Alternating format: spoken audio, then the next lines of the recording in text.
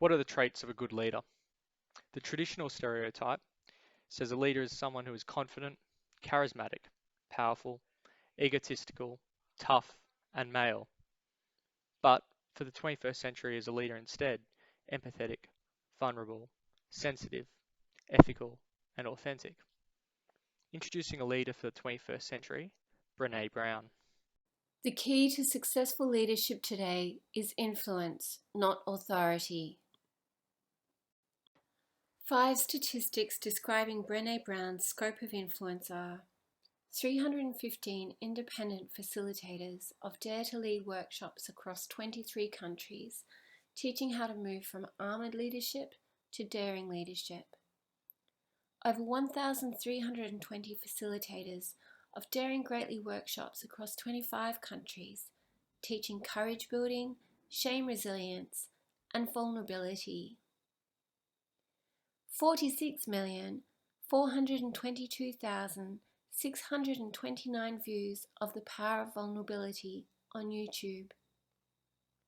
10 books including Daring Greatly, Rising Strong, and most recent, Dare to Lead. Brene Brown is now the Visiting Professor of Management at McCombs School of Business, University of Texas. Self-awareness is a key trait of the modern leader. Brene Brown demonstrates that she's a deeply reflective practitioner of this.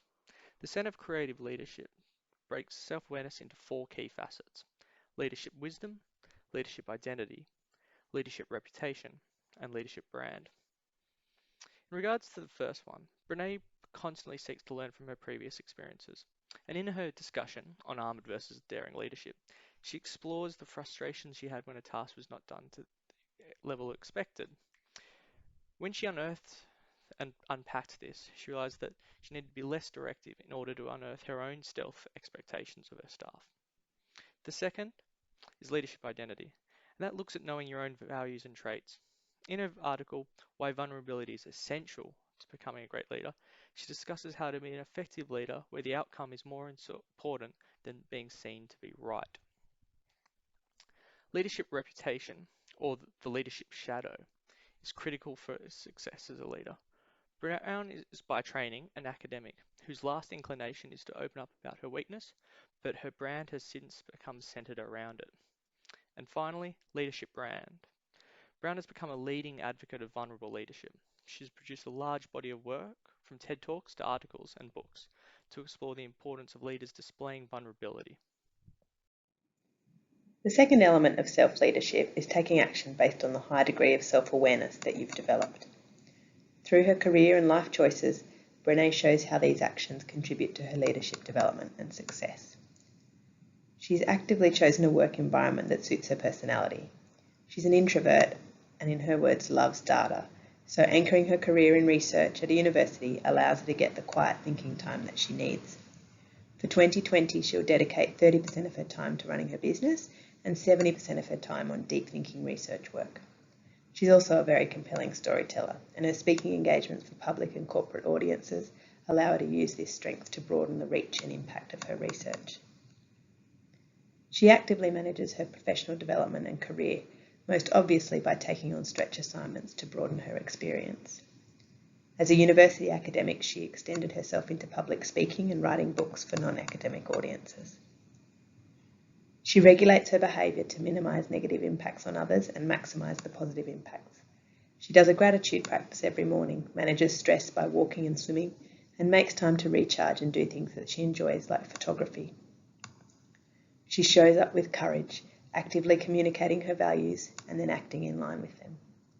For example, in her first TED Talk, she talked openly about her breakdown and how she struggled with being vulnerable, despite her research findings on the benefits of vulnerability for professional and personal success.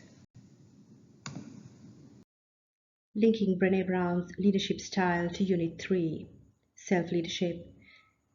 Point 1, self-leadership is a two-step process. The first step is self-awareness on who you are, and the second step relies on using that knowledge of self-awareness to improve your leadership. The second point is the position of being open to feedback as a critical aspect of developing yourself as a leader. The third and most important point is the vulnerability, which helps build trust, and this trust leads to support and collaboration. This is aligned with Goldman's 2004 teaching of recognizing the importance of emotional intelligence in workplace effectiveness. Goldman's defines empathy as the ability to understand the emotional makeup of other people and the skill of treating people according to their emotional reactions.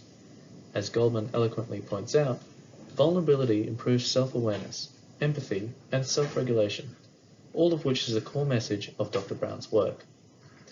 However, perhaps the simplest way to summarize the linkage between vulnerability and self-leadership is the tangible outcome it can achieve when implemented as self-directed neuroplasticity. Using the example from the work of Hugard and colleagues, it was shown that a former CEO of Cisco was able to use repetitive behaviors to rewire his brain.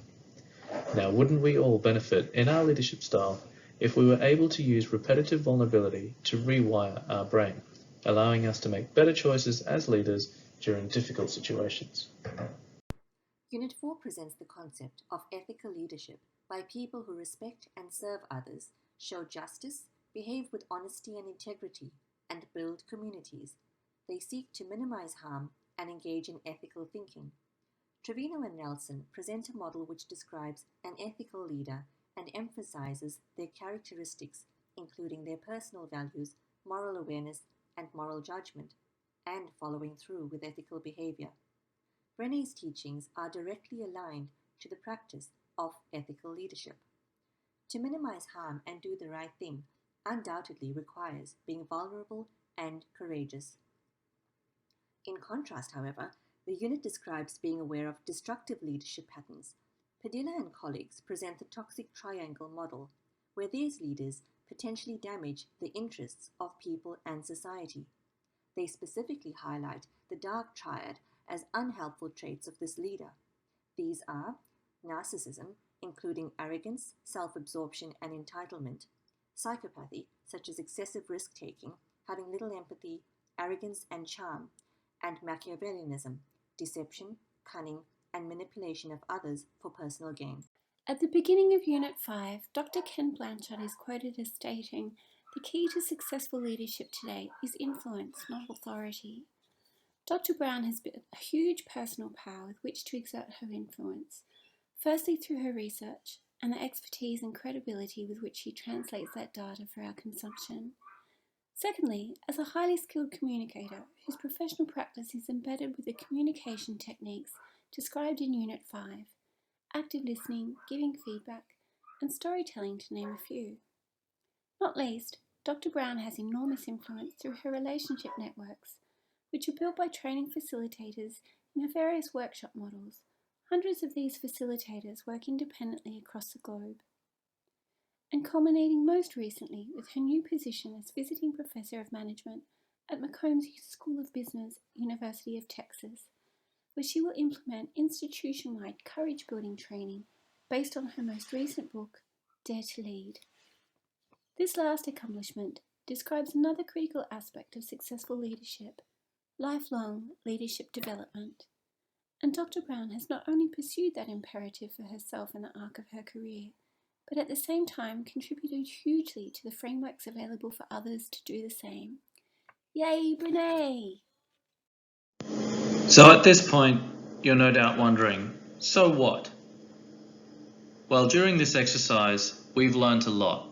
We've learnt a lot about our own individual leadership styles and how Brene can help us influence how we can move forward. Some of us have been shown how to be brave, even when we don't feel brave. We actively seek stretch assignments. And one of the key lessons from Brene Brown's leadership is the power of vulnerability and its effects.